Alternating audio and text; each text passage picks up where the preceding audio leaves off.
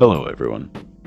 This week, in honor of April Fool's Day, I thought it would be fun to do my first ever lore reading. Not so much a prank, but it is something I've never attempted before on this scope. The story I chose comes from Destiny 2, originally released across a set of class items during the Forsaken expansion. Our focus is on two well-known characters in universe, though well before we ever met them. This tells of the time Saladin attempted to recruit Aphrodite for the Iron Lords, and got caught up in the defense of a village.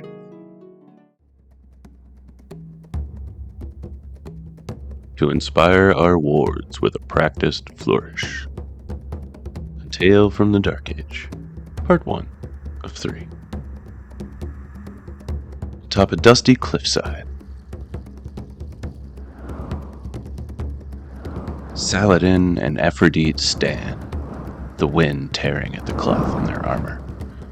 Drake corpses surround the two light bearers, framed by broken weapons and bullet shells.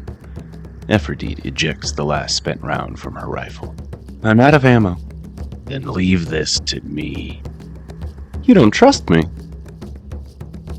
"Are you gonna make me ask again?" "In truth, I'd like to make you leave. I can handle the rest." "Fine. Handle it. I just came to talk."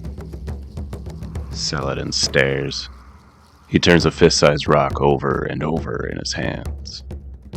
Aphrodite continues. "I heard you're trying to put an end to the fighting. They say you're recruiting people with the gift." "I'm looking for someone who can do more than use a firearm." "But no one shoots better than me."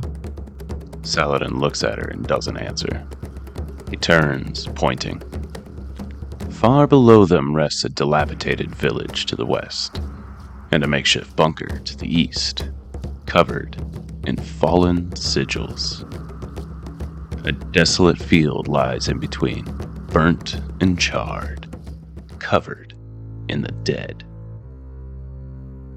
The village is called Patch Run, he says. Population 43 last week. Half of that at fighting capacity. "That's a collection of huts, not a village." Aphrodite's voice softens. Saladin's hardens in return. "It's a noble life." He pauses. "I make it my duty to patrol this area. I thought crushing that fallen house every week would dissuade them. They keep returning." The two hear the roar of the fallen skiff before they see it tear across the sky. It releases a walker which drops into the field like a meteor, digging deep into the gravel in front of the bunker. The walker begins to unfurl its legs as the skiff takes off, heading to the blooming eruptions of a conflict in the distance. Aphrodite grows impatient. "Come on! You have any ammo?" "I have light." Saladin tosses the rock in his hand and opens two palms, writhing with arc bolts. "But it's out of range, even from me. We'll have to take the long way down." "As if there's time." Below, the walker begins a march across the field. "I could throw you." Saladin emits a single sharp laugh. "Ah." When she says nothing, he turns to stare. Realizes it's not a joke. "There's no dignity in that." "Is there dignity in letting those people die?" Saladin doesn't respond. He looks down the mountainside. To remind the flock that they are not forgotten. A Tale from the Dark Age, Part 2 of 3. Atop a dusty cliffside.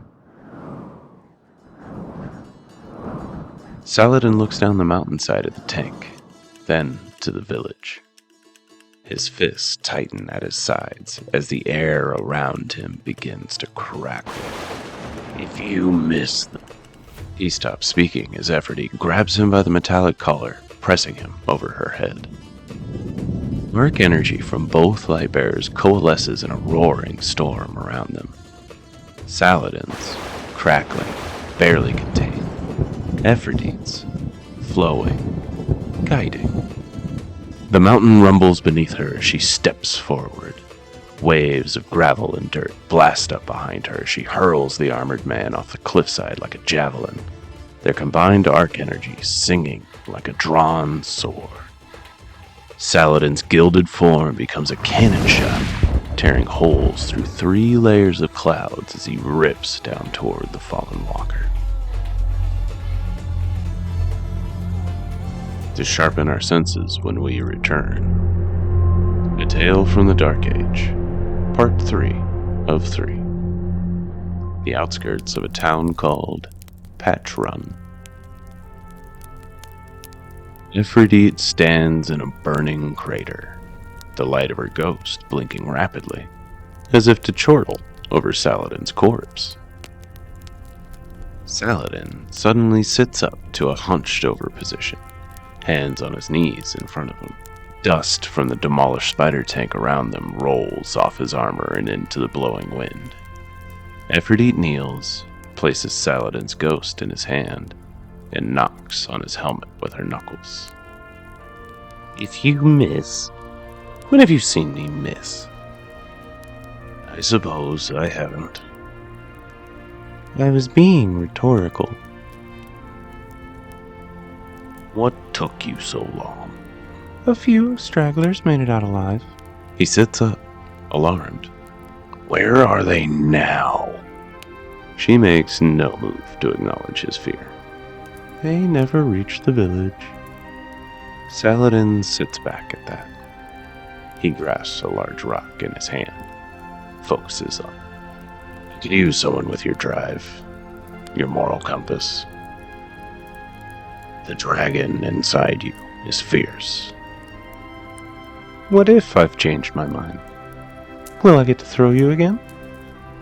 No. Then, no. The rock in his hand shatters into dust as his fist spasms. I suppose we may run out of ammo again, he concedes through gritted teeth. Meet us out at Dwindler's Ridge. How many of you are there? Saladin smirks. A few.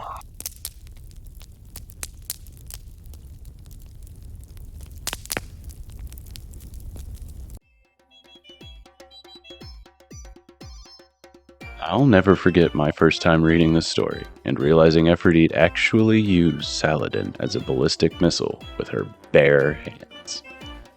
Something tells me it wouldn't go over very well if our player guardian were to ask. Thanks so much for hanging around for this fun little lore reading.